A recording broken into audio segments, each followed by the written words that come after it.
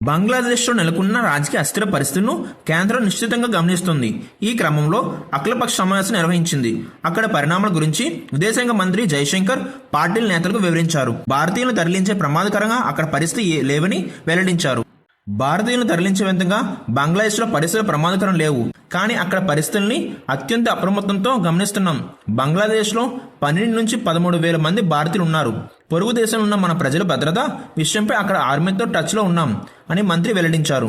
అలాగే ఆ దేశ మాజీ ప్రధాని షేక్ హసీనాతో భారత ప్రభుత్వం మాట్లాడిందన్నారు.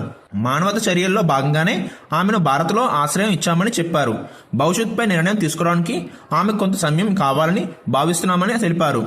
ఈ సమావేశంలో లోక్సభ ప్రతిపక్ష నేత కాంగ్రెస్ ఎంపీ రాహుల్ గాంధీ మాట్లాడుతూ షేక్ హసీనాను గద్దె దింపడం వెనక విదేశీ కుట్ర ఏమైనా ఉందా అని ప్రశ్నించారు.